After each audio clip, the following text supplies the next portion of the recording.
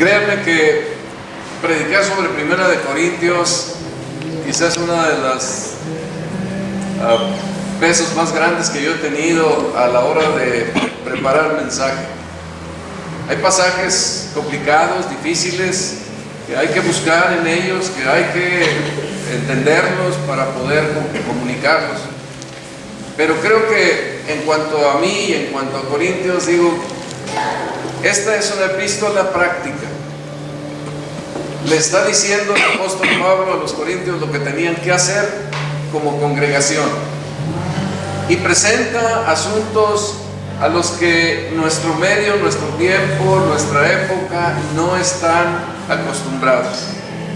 Son cosas que a veces ofenden, y uno, como alguien que prepara el mensaje de Dios, dice: Dios mío. Pero son las verdades de la palabra de Dios, y nosotros nos ajustamos a la palabra de Dios. Yo creo que hay muchos lugares a lo mejor donde se prefiere predicar asuntos que sean agradables al oído, pero muchas de las cosas que nos presenta la palabra de Dios no son agradables a nosotros porque somos pecadores. Pero creo que también es una prueba para nuestra regeneración. Si verdaderamente hemos sido regenerados por la sangre de Jesucristo, entonces aceptamos la palabra de exhortación que se nos da. Creo que es como leíamos ahora en Hebreos, que el apóstol Pablo les dice a los hermanos de ahí, a los hebreos, o el que escribe la epístola de los hebreos: acepten la palabra de exhortación. Porque al final de cuentas no es una palabra de exhortación ni de mí para ustedes o del predicador para nada más para la congregación. Es una palabra de exhortación para todos nosotros. Vimos que el llamado del Evangelio la semana pasada es hacia la unidad, y la palabra de Dios nos hizo un énfasis muy especial en que cada uno de nosotros somos responsables de sobreedificar en la iglesia de Dios, en la congregación, ser parte. Y que cuando nosotros participamos en la congregación de acuerdo al plan de Dios, de acuerdo al llamado de Dios a cada uno de nosotros, poniendo el corazón y poniendo la intención en nuestro quehacer, en nuestra vida, pues entonces estamos edificando con oro, plata o piedras preciosas, o podemos estar edificando con madera, heno y hojarasca, dependiendo de que nosotros sigamos aquello pues con el corazón, siguiendo al Señor, sirviéndole a Él, sirviendo a los hermanos de todo corazón. Pero somos todos participantes de ese llamado a edificar la iglesia del Señor. El día de hoy avanzamos al capítulo 5 y 6 de la epístola a los Corintios, y encontramos que hay un llamado a algo que es muy especial, y es un llamado a no ser tolerantes con el pecado. En nuestra época prácticamente el pecado ha desaparecido, ya no existe, porque Dios se pone de lado, se borra, se quita, y el pecado existe en tanto Dios esté ahí como Señor, como Creador, como Maestro. Pero si Dios no está ahí como Creador, Maestro, no existe pecado. Podemos llamarle como se quiera, pero no será pecado. Siguiendo con las enseñanzas del Evangelio, y viendo que el apóstol Pablo está llamando a los corintios a regresar al Evangelio para caminar exactamente en la forma que tienen que caminar. Perdón, ¿faltan los niños? Sí, los niños, por favor, pueden pasar a su clase, disculpen. Entonces el apóstol Pablo está, dado que había cosas que corregir, en la esperanza y la confianza de que habría una respuesta con los corintios, como al final de toda la historia lo hubo, él está diciendo llamados a corregir, llamados a regresar, llamados a ajustarse al mensaje del Evangelio que está presentado en las Escrituras. Entonces, pues este llamado, este segundo llamado, el primero fue a la unidad, el segundo es ahora a no ser tolerantes con el pecado, pues es el que nos va a ocupar en esta mañana. Cuando el apóstol Pablo presenta esta verdad, a mí me parece que lo hace desde el punto de vista de que Dios es el dueño. Dios es el dueño. Y nos va a presentar que Dios es el dueño de la fiesta que nosotros tenemos, que es nuestro culto. Nuestro culto, el ser una iglesia del Señor y ser parte de una iglesia local, nos hace miembros de un cuerpo de creyentes que tiene un culto al Señor, pero que este culto es una fiesta. Es una fiesta porque Dios se ha relacionado con los pecadores, los ha redimido y los ha bendecido con su presencia, con el Espíritu Santo, tomándolos para hacer posesión de Él.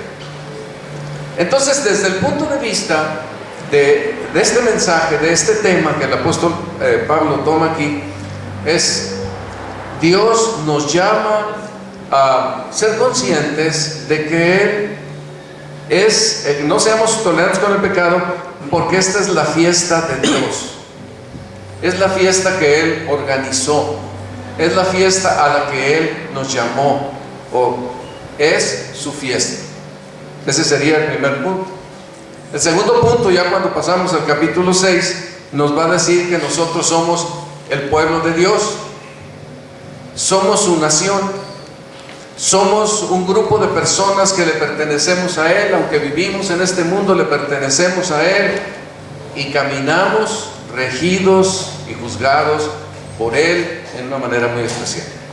Y el tercer punto es que cada uno de nosotros que somos miembros de esta iglesia le pertenecemos a Dios como individuos, y nuestros cuerpos le pertenecen a Él. Y por esa razón, por estas tres razones, por la fiesta que Él es a la que nos llamó, porque somos su nación y porque nuestros cuerpos son de Él, Él nos llama a no ser tolerantes con el pecado en nuestras vidas.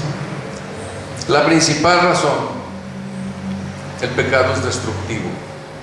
Por más que se quiera poner de otro color, el pecado destruye profundamente a las personas. Veamos el primer punto: no ser tolerantes con el pecado en la fiesta de Dios. Voy a ir tomando en esta ocasión versículos, tratando de acomodarlos con la idea para tratar de dejarla clara para todos nosotros. En el Antiguo Testamento había varias fiestas. Una de ellas era la fiesta de la Pascua, y esta fiesta pues era la que marcaba la liberación de la esclavitud de Egipto. Ellos habían estado ahí como esclavos, sufriendo la esclavitud, siendo humillados por los egipcios, hasta que finalmente Dios los saca de ahí. Y cuando los saca, después de aquellos grandes milagros que Dios trajo como manifestación de su poder sobre Egipto, entonces Dios les manda celebrar la fiesta de la Pascua. La tenían que celebrar por 15 días, y además tenían que utilizar en esta fiesta panes sin levadura. Que los panes no tuvieran levadura, y que no hubiera ninguna levadura en las casas de los israelitas. El apóstol Pablo toma esta imagen y nos presenta el primer asunto aquí que quiero mostrarles, y es en el capítulo 5, versículos 7 y 8. Pablo toma esa imagen y dice: porque nuestra Pascua, que es Cristo, ya fue sacrificada por nosotros, así que celebremos la fiesta, no con la vieja levadura, ni con la levadura de malicia y de maldad, sino con panes sin levadura, de sinceridad y de verdad.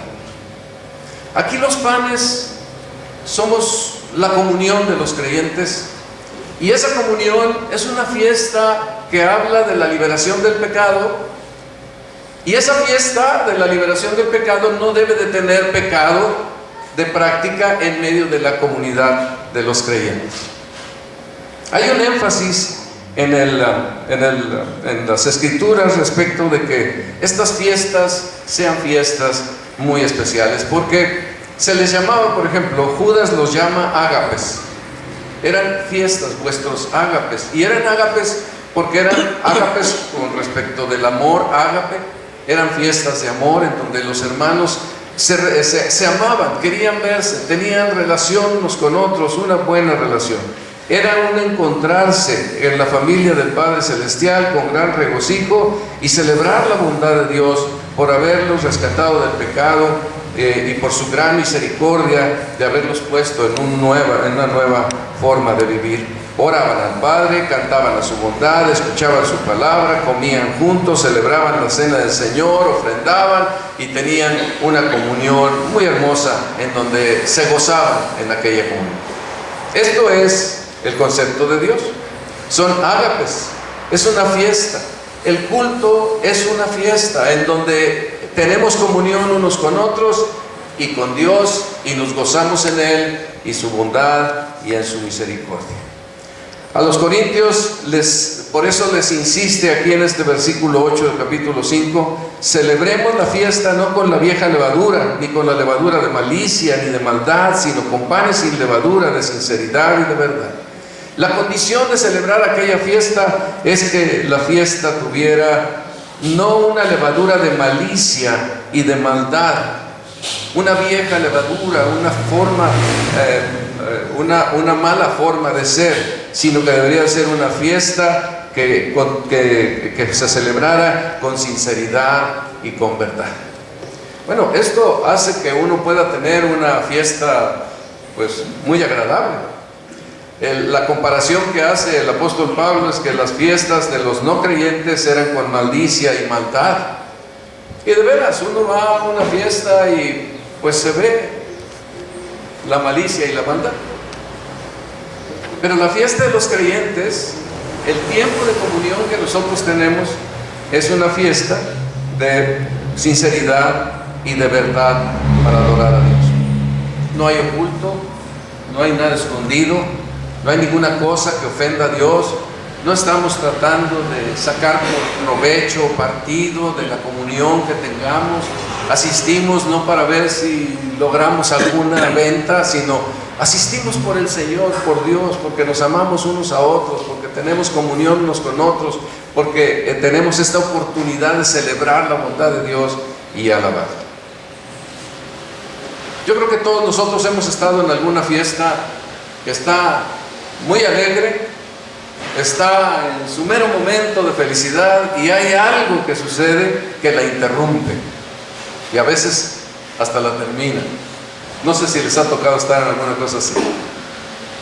A veces uno ve videos donde hay la algarabía y el gozo, y todo de repente alguien tumba el pastel y arroja todas las cosas porque tomó demasiado y ya destruyó toda la fiesta, arruinó la fiesta con su proceder. Entonces las personas pues tienen que hacer algo para que la fiesta siga y no se detenga. Lo que sucede aquí en Corintios es algo así. Los corintios tienen esta fiesta, pero ¿qué sucede? Uno de los hermanos está teniendo algunas actividades que están rompiendo la fiesta, porque lejos de ser una fiesta sin la vieja levadura, está haciendo una fiesta donde él está poniendo aquella vieja levadura y está afectando la fiesta que glorifica al Señor, la fiesta de Dios, que es el culto de nosotros. Dice el apóstol Pablo, cuando empieza el capítulo 5, en el versículo 1, de cierto se oye que hay entre vosotros fornicación, y tal fornicación cual ni aún se nombra entre los gentiles. Era muy grande el problema. Aún estamos hablando de la ciudad de Corintio, que tenía un paganismo brutal y que la fornicación era algo tremendo en medio del ambiente de la ciudad, y sin embargo ni ellos mencionaban lo que estaba haciendo algún creyente en medio de la iglesia de los corintios.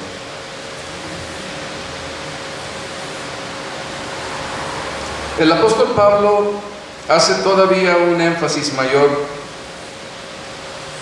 porque dice en el versículo 2, y vosotros estáis envanecidos. ¿No debierais más bien de haberos lamentado para que fuese quitado de en medio de vosotros el que cometió tal acción? ¿No es buena vuestra jactancia? ¿No sabéis que un poco de levadura leuda toda la masa? Limpiaos pues de la vieja levadura para que seáis nueva masa, sin levadura como sois, porque vuestra Pascua, que es Cristo, ya fue sacrificada por vosotros. Entonces apareció un hombre con una práctica pecaminosa de esta magnitud. pero no era algo que se mantuvo en lo oculto, sino que se tenía presente en la comunión y en la congregación de la iglesia, y todo el mundo lo aceptaba. Las palabras que utiliza el apóstol Pablo es que ellos se jactaban. No es buena vuestra jactancia. Ellos estaban envanecidos. Más bien debierais de lamentaros, dice, de que ha pasado esto, pero ellos estaban envanecidos y jactanciosos. Son dos palabras pues, muy fuertes, porque a causa de la actividad, con la actividad de este hombre, ellos estaban como actuando presuntuosamente, y ellos estaban aceptando aquello, ufanándose de que estas cosas pasaran en la iglesia de Corintios. ¿Se imaginan ustedes? Parece increíble que una cosa así sucediera en medio de esta iglesia. Sin duda su trasfondo era tremendo, porque ya como lo dijimos desde la primera ocasión que comenzamos con la carta, pues ellos vivían verdaderamente en una sociedad pagana profundamente infiltrada por el pecado, especialmente por lo que era la fornicación. Una actividad sexual de toda clase, de todo tipo, entre todas las personas, y era muy fuerte aquello. Afectaba las vidas, afectaba el desarrollo de niños y de jóvenes. Ellos creyeron ahí, y era pueblo de Dios, porque se acuerdan cuando en Hechos vimos que el Señor le dijo al apóstol Pablo: no calles, Pablo, sigue predicando, porque yo tengo aquí mucho pueblo. Y muchas personas se estaban convirtiendo, y era una iglesia donde Dios estaba alcanzando a las personas a que vinieran a su conocimiento. Esta fiesta no debería de ser estorbada, pero estaba siendo estorbada, estaba siendo afectada por el pecado que había entrado. Y hermanos, la palabra de Dios nos muestra con esto que la iglesia de Dios, por mandato de Dios, no puede ser tolerante con el pecado. Los corintios, en vez de jactarse, debían lamentarse, deberían sentir tristeza y pena, llorar por el asunto, casi como lo dice Santiago, que el pecado es algo dañino, que ofende a Dios y nos ofende a nosotros, ofende a nuestras familias, ofende nuestra vida, afecta toda nuestra vida y toda nuestra relación. No lo podemos permitir, y nosotros somos el pueblo santo de Dios. Sé que tenemos luchas todos nosotros con la tentación, y muchas veces caeremos en pecado, pero la idea es que estemos a cuentas con Dios todos los días. Por eso, hermanos, no dejemos pasar nuestra comunión con Él, nuestro tiempo de oración, nuestro tiempo de devocional, un tiempo a solas con el Señor, en donde podamos revisar nuestra vida delante de Él. Si no lo hacemos, lo más seguro es que algo penetre y nos empiece a llevar, nos empecemos a deslizar, permitiendo más y más la contaminación que viene por prácticas pecaminosas, que poco a poco nos van llevando a una perfección que es creciente, a una perversión que es creciente en nuestro proceso de caminar en el pecado. Mayormente con cosas tan fuertes como es lo que tiene que ver con la inmoralidad sexual. Entonces la palabra de Dios nos estimula a que nosotros tengamos tiempo a solas con el Señor para examinar nuestras vidas, que nos examinemos a nosotros mismos para ver, que Dios nos haga ver si hay en nosotros camino de perversidad. Todos nosotros tenemos una naturaleza pecaminosa y tendemos hacia aquello. Por eso debemos de estar pendientes de estos asuntos que son tan claves, tan importantes. El apóstol Pablo urge a la iglesia a que rápidamente hagan algo. ¿Qué deberían de hacer con aquel que puso la mala nota en la fiesta? Y quizá como en alguna persona que pusiera una mala nota en la fiesta, lo que había que hacer era sacar al que estaba destruyendo la fiesta para que la fiesta pudiera seguir adelante. Y aquí viene quizá uno de los versículos que más nos impactan cuando nosotros los leemos. Nos parecen versículos muy severos de parte de Dios. Nos choca profundamente en la lectura y decimos: qué tremendo es esto que está aquí. Y dice el apóstol Pablo en el versículo 3 al versículo 5, ciertamente, yo como, ¿qué debo de hacer? ¿Qué deben de hacer? Y dice el apóstol Pablo, ciertamente, yo como ausente en el cuerpo, pero presente en espíritu, ya como presente he juzgado al que tal cosa ha hecho. En el nombre de nuestro Señor Jesucristo, reunidos vosotros y mi espíritu, con el poder de nuestro Señor Jesucristo, el tal sea entregado a Satanás para destrucción de la carne, a fin de que el espíritu sea salvo en el día del Señor Jesús. ¿Qué debería de hacer la iglesia? Pablo les puso el ejemplo. Yo, ciertamente, aunque ausente, quizá en la ciudad de Éfeso, ausente en espíritu, pero como presente ya he juzgado al que tal cosa ha hecho. El apóstol Pablo había llegado a determinar, esto es un pecado delante de Dios que no debe de ser tolerado y que debe de ser quitado en medio de la iglesia para que no afecte. Ya les había dicho, un poco de levadura leuda toda la masa. Si yo cometo algún pecado, si yo estoy en alguna práctica de pecado, ustedes saben que yo estoy en una práctica de pecado y me toleran, lo que va a suceder es que conforme me toleren también se van a acostumbrar a lo que yo hago y lo van a ver como más natural, de una manera más, esto es así, al fin y al cabo es la vida, no hay ningún problema.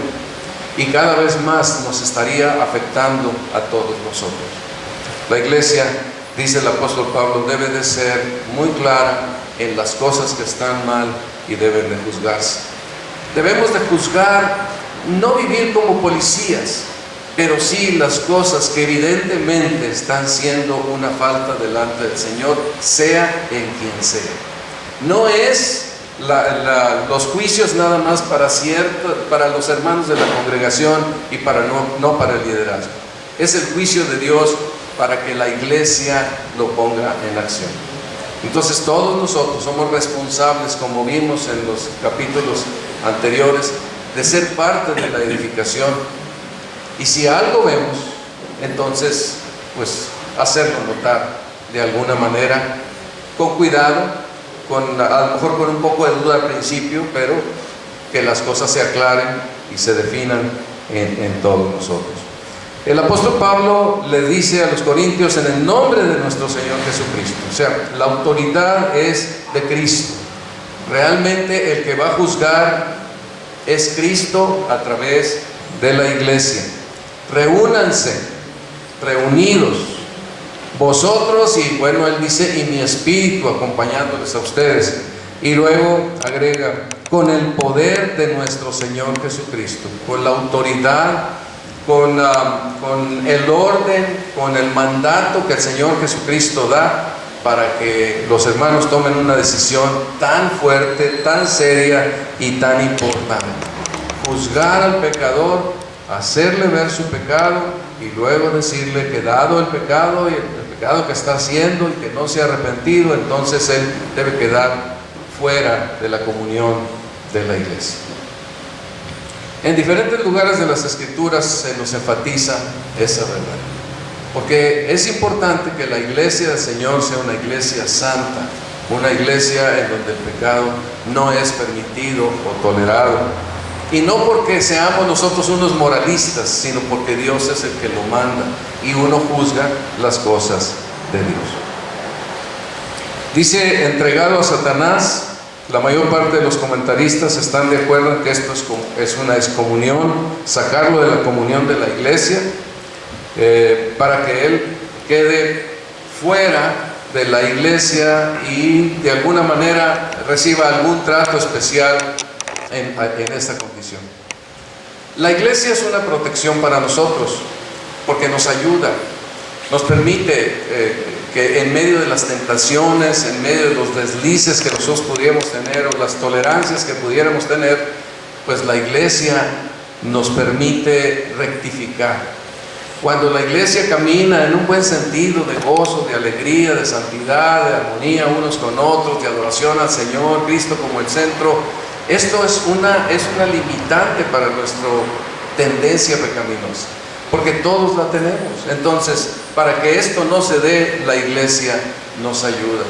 A veces la tentación es a sentirnos tristes y apagados, y la iglesia nos ayuda para levantar nuestro corazón. En otro momento, a lo mejor nuestra tendencia es a codiciar, y la iglesia nos ayuda a que, al ver a los hermanos, al compartir con ellos, al ver que otros tienen necesidad, o al ver que otros el Señor les está encaminando, estamos aprendiendo de esto en la iglesia, y esto nos ayuda, nos protege en muchos sentidos.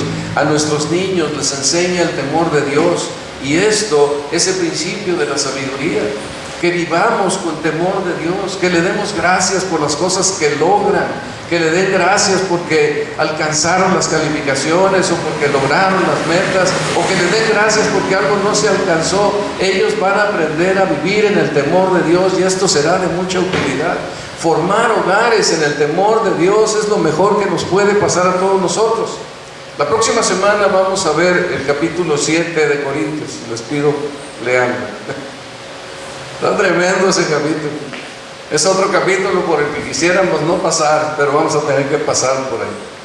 Pero ahí está el capítulo 7, léanlo. Nos va a explicar cómo deben vivir los hombres y las mujeres en este mundo, de qué manera, de qué forma. Pero es una gran ganancia que nosotros estemos congregándonos en la iglesia del Señor, porque nos beneficia a nosotros, nos da un buen equilibrio, nos da una buena perspectiva de la vida. El propósito de hacer esto con el creyente que había cometido este pecado, era no que él se destruyera y se acabara, sino más bien que el hombre se restableciera la comunión con Dios, se arrepintiera de aquella situación y regresara otra vez al gozo y a la alegría de la fiesta en Cristo Jesús. Esto fue lo que pasó.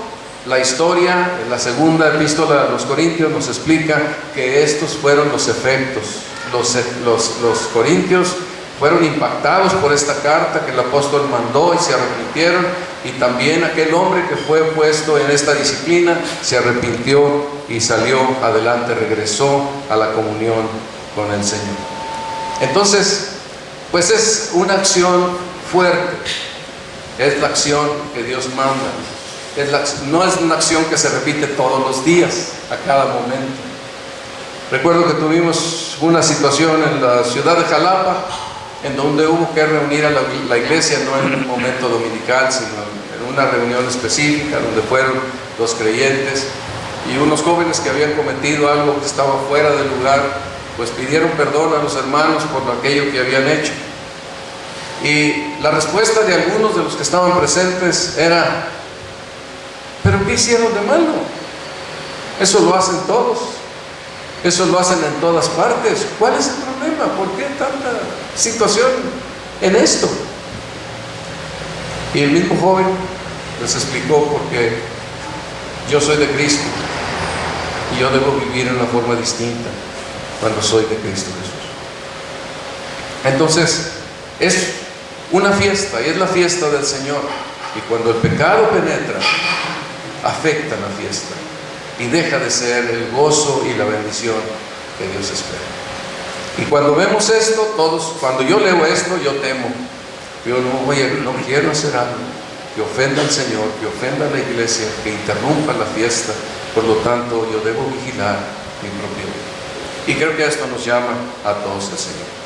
La segunda cosa que presenta aquí el apóstol Pablo es no ser tolerantes con el pecado en el pueblo de Dios. Aquí hay cosas sorprendentes que nos muestran. Hemos venido hablando de que la iglesia es un milagro. ¿Se acuerdan? En el primer capítulo la iglesia surgió donde Dios quería que surgiera, por las personas que Dios quería que la compusieran. Y ahí está la iglesia, como un testimonio en la peor ciudad que había en aquella época en que la iglesia de los Corintios comenzó. Entonces la iglesia es un milagro, y nosotros, cuando pensamos en ella, la capacidad de la iglesia y de todos los miembros que la componemos por haber sido redimidos por la sangre de Cristo, es sorprendente. Y lo vamos a ver en esta parte de lo que tiene que ver con el mensaje. Ya dijimos que el pueblo de Dios es un pueblo donde el amor, la paz, la justicia y el trato humilde reina entre nosotros. Lo normal es que no debiera de haber pleitos entre los creyentes, que podemos ser lo suficientemente soportarnos, llamarnos, perdonarnos, tenernos paciencia, etcétera, para que no haya dificultades entre nosotros. Sin embargo, sí llega a haber dificultades entre nosotros. Yo me acuerdo en épocas pasadas, en medio de una actividad de la iglesia y del gozo y de la alegría, pues no faltaba que dos hermanos se encontraban muy bien en la relación y entonces decidían hacer una sociedad anónima o participar en un negocio o tener algún tipo de trabajo. Recuerdo algunos que decían, y yo estaba entre ellos: oye, qué bonita comunión tenemos unos con otros, compremos un gran terreno, vamos a buscar un gran terreno por ahí donde esté más bonito, para que nos repartamos el terreno y construyamos casas, y tenemos una área de juegos común cuando nuestros hijos estaban pequeños. Teníamos todas esas ideas diciendo: vamos a hacer esto para que tengamos aquella asociación. En fin, uno puede tener ideas y puede organizar sociedades o puede llegar a ciertos arreglos de alguna venta o algunas cosas. Sin embargo, no falta que alguna parte o las dos partes en algún momento del acuerdo algo falla. Oye, no me has pagado y quedaste de pagarme hace un mes. Oye, ¿qué pasa con la parte que tú ibas a poner para hacer esta compra? Ya la pusimos y tú no nos has dado eso que corresponde. Oye, ¿te acuerdas que? Y entonces aquella situación se empieza a poner tensa, no hay pago. Luego de repente me acuerdo de una situación donde: oye, me debes dinero, dices que no tienes, pero veo que compras 2 motos. ¿Qué sucede con esto? Pues por lo general uno quiere ir a que esto se resuelva, y si no se resuelve por la buena, pues que se resuelva por la buena. Recuerdo que en alguna ocasión tuve la oportunidad de construir una casa para una persona. El esposo no estaba al principio, después el esposo llegó y él quería tomar dinero de la construcción a través de la plomería. Pero entonces yo me negué a que tomara dinero de la construcción de la plomería porque era mi avance de obra y yo no había cobrado plomería. Y yo le decía: si quiere hacer plomería, compre plomería, ponga la plomería y entonces ya su avance se le paga. Pero si no hay tal cosa, no puede haber dinero para él. Yo necesito este dinero para seguir con la construcción. Pues aquel problema siguió creciendo y se fue poniendo en dificultades. Tuvimos que mandar traer un notario público y traer al supervisor de Infonavit y hacer ahí todo un meeting, ¿verdad?, para que se quedara en claro que porque yo saqué unas zapatas que estaban mal puestas, estaban mal plantadas en un nivel que no era correcto.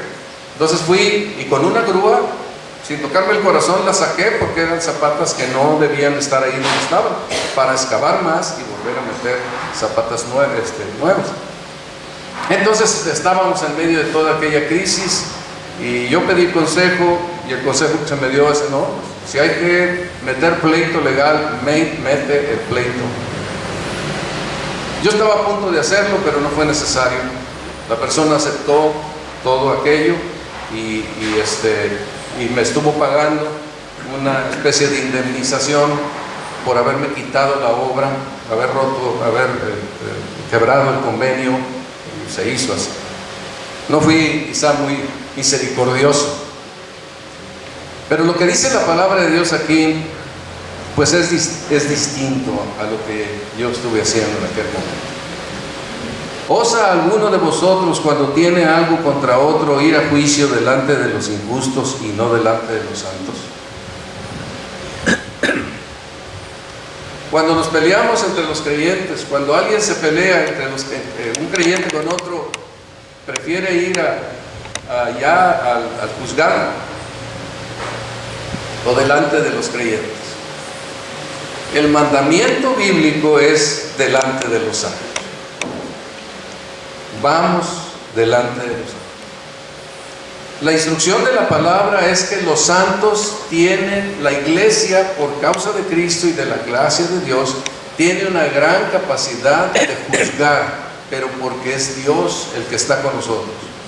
Volteemos a verlos, a lo mejor muy sencillos, a lo mejor no muy complicados, pero en cada uno de ustedes Dios tiene una capacidad especial para que cuando se tenga que emitir un juicio se haga rectamente, justamente y también con misericordia. Yo llego a la conclusión al preparar este mensaje que no hay lugar más justo donde se puedan dirimir situaciones que existieran entre dos personas que en la iglesia de Dios. Así, en el grupo de la iglesia local. El apóstol Pablo nos dice, por ejemplo, en los versículos 2 y 3 del capítulo 6, y si el mundo ha de ser juzgado por vosotros, sois indignos de juzgar cosas muy pequeñas. Observen ustedes, el mundo ha de ser juzgado por los creyentes, la iglesia del Señor. No me pregunten qué significa todo esto. Le busqué por todos lados, pero no puedo dar algo conciso y esto sería muy largo. Pero sí hay un juicio. Somos reyes y sacerdotes para Dios y Él nos va a dar la capacidad de juzgar un día cuando estemos en la gloriosa eternidad de nuestro Señor. Y dice aquí al mundo, y dice también en el versículo 3, ¿no sabéis que hemos de juzgar a los ángeles? ¿Se acuerdan que hemos dicho en los últimos meses que aquí están presentes los ángeles? Está Dios, el juez de todos. Está el Señor Jesucristo, nuestro Redentor, cabeza de la iglesia. Y están presentes los ángeles, tanto caídos como no caídos. Algunos se alegrarán y otros a lo mejor con lo que digamos o como nos comportemos o con nuestra fidelidad al servicio al Señor, de amarle a Él, también temerán y caerán y estarán quebrantados y temerosos. No sé, estoy especulando al respecto. Nos decía Modeset que si algo quiere ver Satanás en los hombres es que le sigan a Dios, que sigan a Dios por interés, por intercambio, que Dios les bendiga para que ellos lo sigan. Pero vemos que en el caso de Job le seguía por Dios en sí. No estaba bendecido, no tenía riquezas, no era un hombre espectacular, había perdido todo y le seguía todavía al Señor y tenía confianza en Él y tenía esperanza en Él. Nosotros en la iglesia, con nuestras acciones de fidelidad, de confianza, de edificar la iglesia, de servir al Señor unos a otros en la iglesia, estamos haciendo actividades que golpean a los ángeles caídos al ver cómo la gracia de Dios transforma a las personas y las lleva por un nuevo camino. Se alegran los ángeles que están confirmados en fidelidad, temen los que no. Y algún día aquellos ángeles que están, como dice Pedro, confinados en prisiones para el día del juicio, pues a lo mejor a nosotros nos tocará estar ahí presentes y decir: sí, aquí estamos. Nosotros confiamos en Dios y le seguimos por donde quiera que Él va.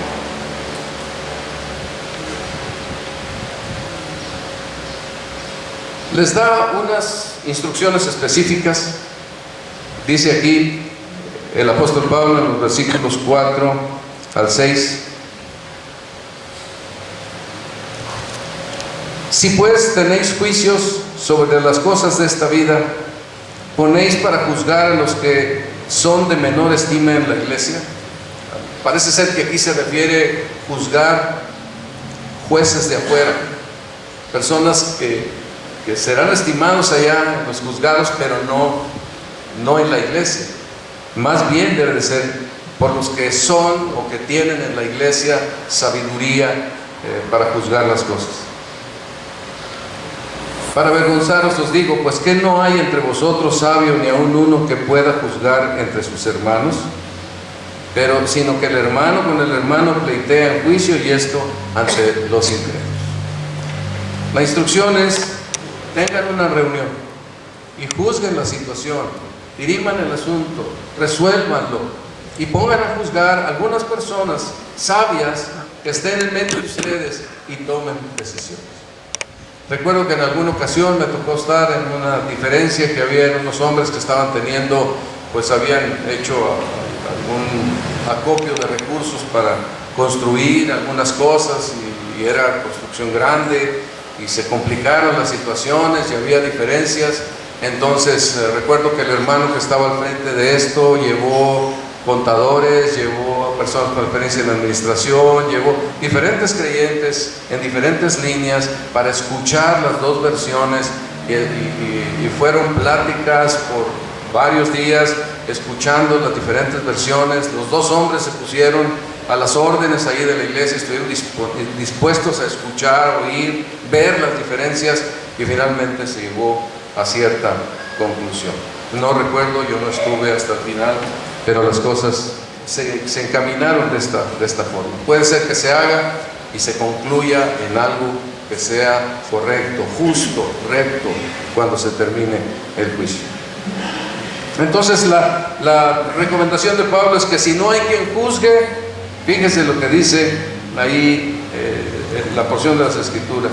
Así que por cierto ya es una falta en vosotros que tengáis pleitos entre vosotros mismos.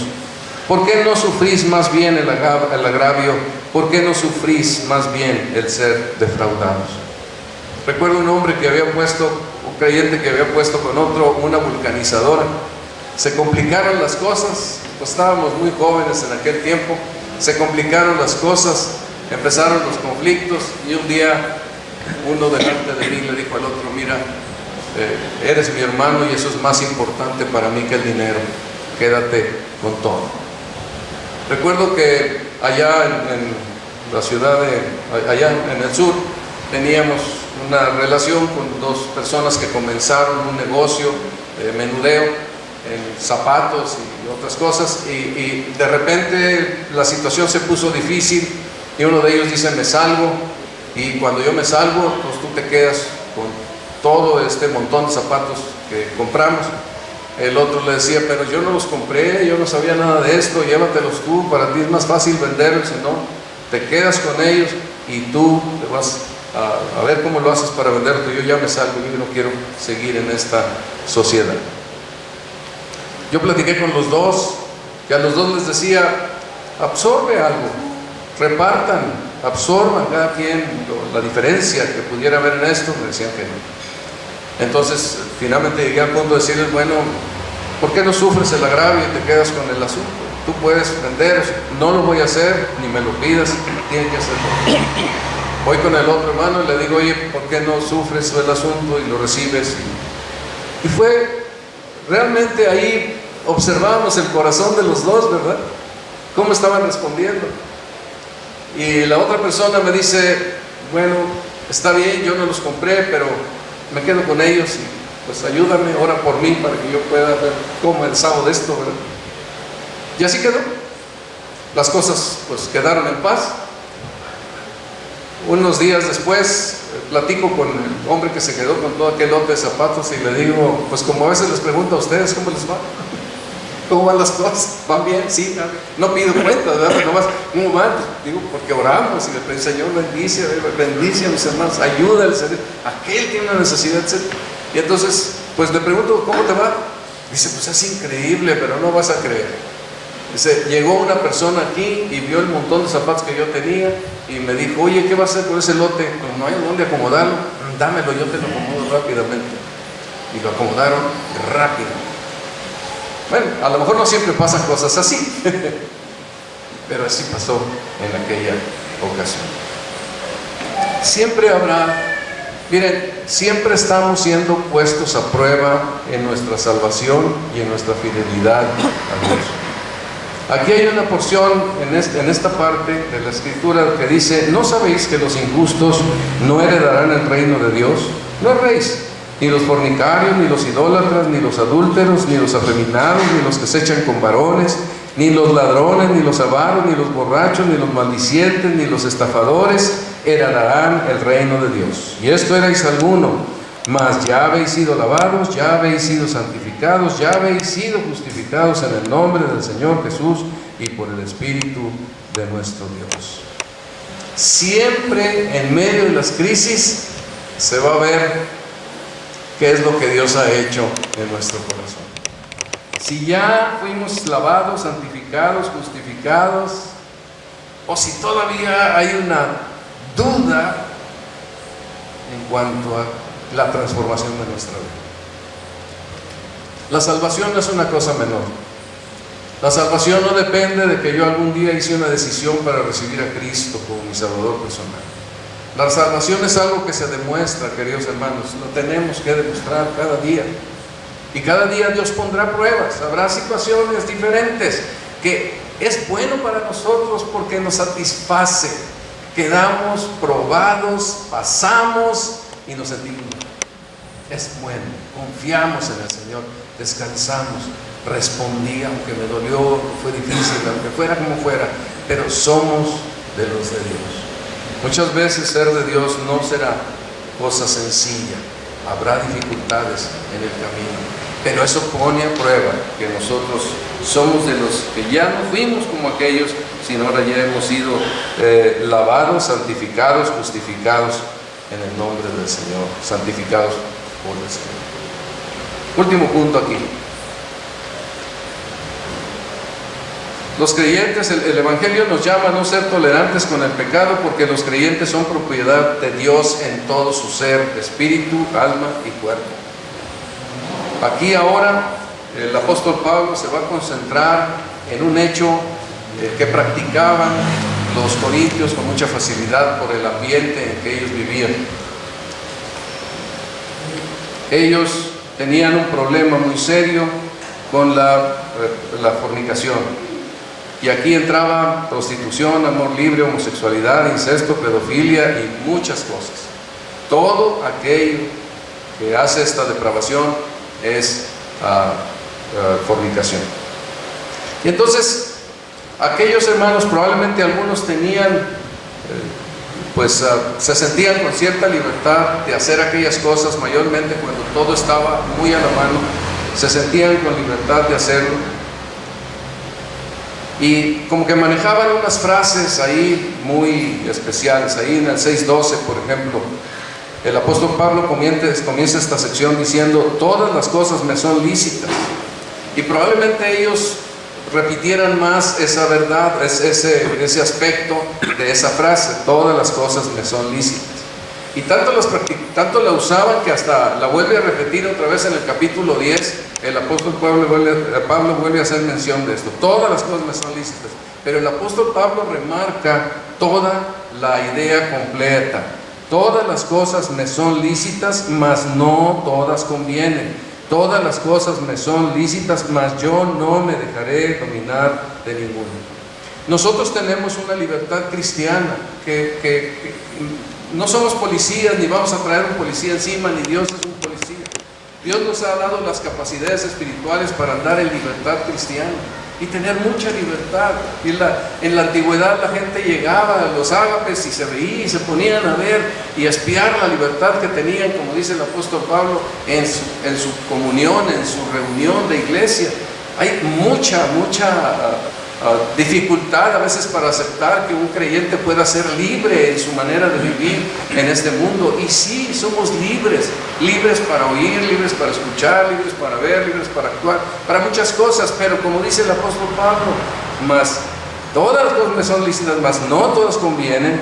Todas me son lícitas, mas no me voy a dejar dominar de ninguna. El dominio propio es una parte importante. Yo tengo libertad en tanto no perjudico o afecto los intereses de otra persona. Yo tengo libertad en tanto no ofendo a otra persona. Yo puedo pasar la luz roja a lo mejor con libertad, pero me voy a estrellar con alguien. Yo tengo que saber que esta libertad no es una libertad para hacer libertinaje, sino que es una libertad que me permite gozar de la vida, como lo vamos a ver la próxima semana en el capítulo 7, gozar de todas las cosas en esta vida, pero en el equilibrio que Dios está mandando en las enseñanzas de la Escritura. Así que esta era una de las frases que ellos se repetían a sí mismos con frecuencia, pero quizá más usaban todas las cosas me son lícitas a fin de poderse dar permisos para estas actividades. Y usaban otra, que esa era como una lógica truculenta: las viandas para el vientre y el vientre para las viandas. Es algo así como la comida es para el estómago y el estómago es para la comida. A veces el estómago siente hambre y debe ser satisfecho con la comida. Otra vez la persona ve la comida y entonces el estómago siente hambre, ¿y qué tiene que hacer? Otra vez el estómago satisface su deseo. Y aquí como que el apóstol Pablo pareciera que entra y rompe cualquier otra idea, porque dice ahí en lo que continúa ahí en el pasaje, dice, pero el cuerpo no es para la fornicación. Aparentemente la idea era así como el estómago tiene hambre y come, de la misma manera cuando el cuerpo necesita cuestiones sexuales, las toma. Y hay libertad para hacerlo, porque es una necesidad súper vital y súper necesaria. Y el apóstol Pablo da una frase que es tremenda: el cuerpo no es para la fornicación. Les dice esto a los corintios, y lo puede decir hoy, lo puede decir siempre, y siempre habrá negativa del mundo para esta verdad. Siempre se dice la frase, lo que el cuerpo pida. No, el cuerpo no es para la fornicación, y esto debemos de meterlo claramente en nuestras mentes. Así, el cuerpo fue hecho para comunión con Dios, para ser de Dios. Mientras no le pertenece a Dios, ustedes observen lo que pasa: el cuerpo se deteriora y se afecta y se destruye tremendamente. Y si más vuelo le dan a todos los deseos sexuales, más es la destrucción que viene sobre las personas. El cuerpo no es para la fornicación, y lo vemos en las estadísticas, el daño que causa, los niños que hay tirados por todas partes, que no tienen educación, que no tienen cuidado de sus padres. El cuerpo no es para la fornicación, lo vemos en tantas enfermedades que encontramos por todos lados. El cuerpo no es para la fornicación, el cuerpo es para el Señor. Esta es la verdad de las Escrituras. El cuerpo no es para la fornicación, sino para el Señor, y el Señor para el cuerpo.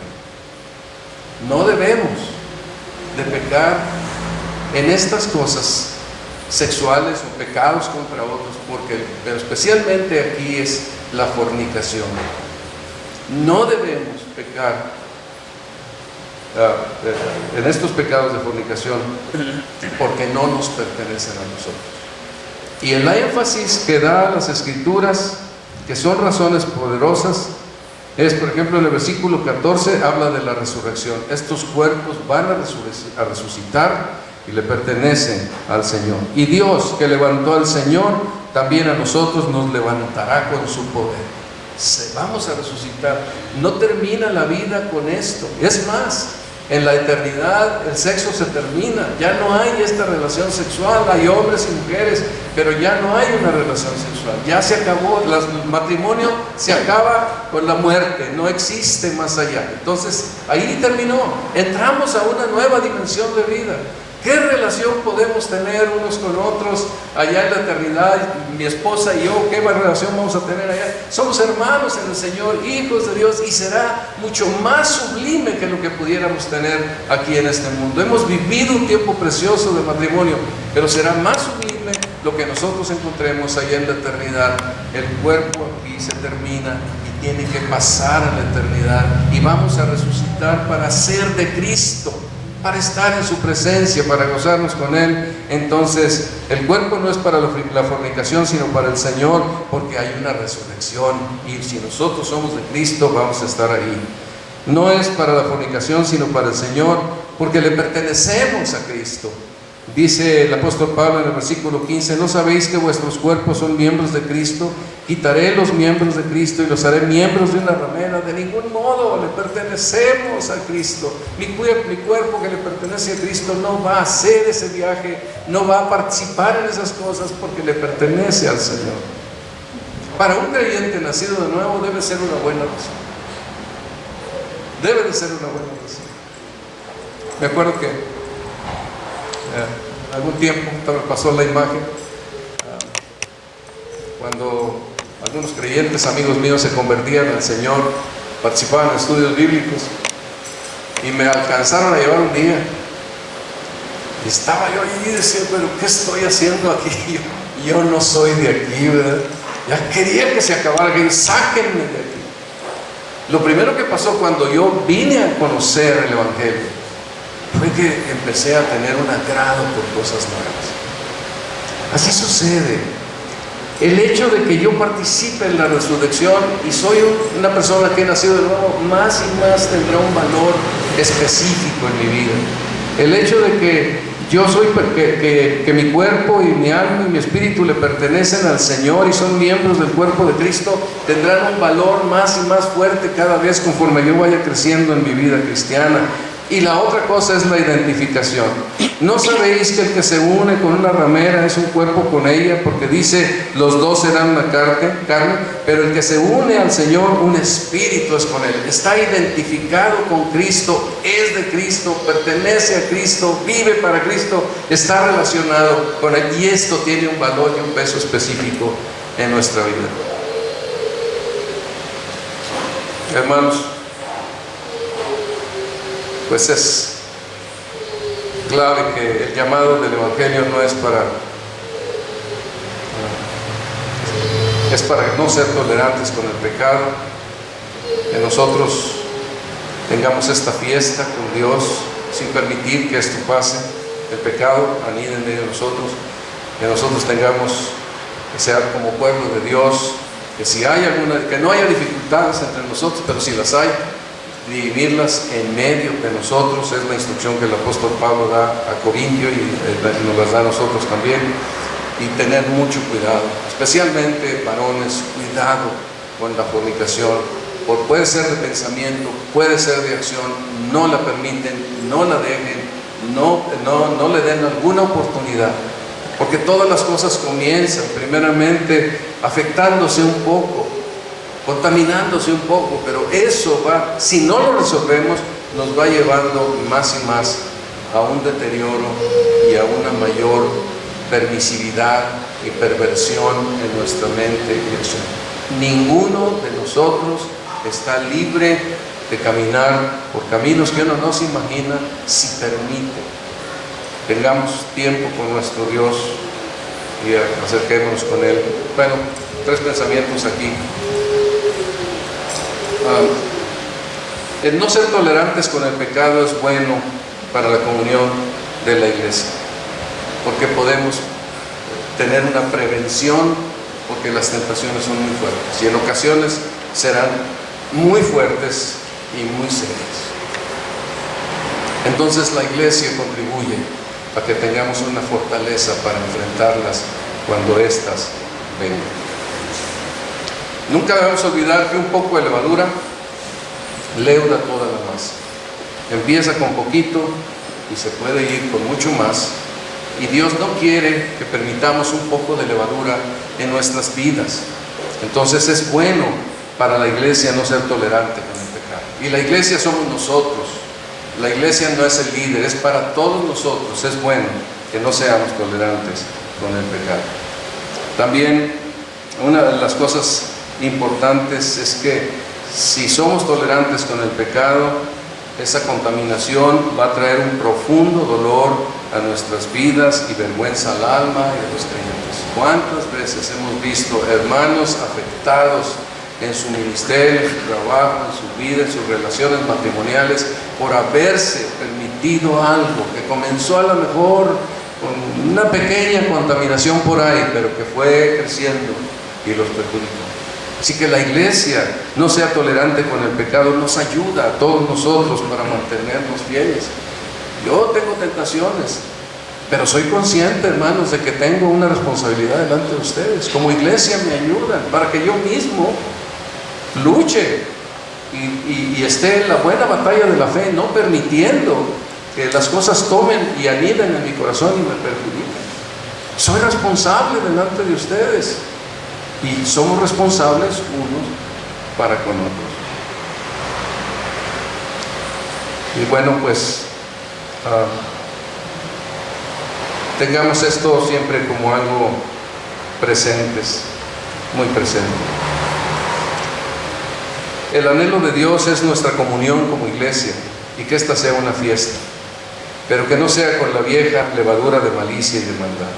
Que celebremos una fiesta con la nueva levadura, una levadura con panes de sinceridad con una levadura de sinceridad y de verdad.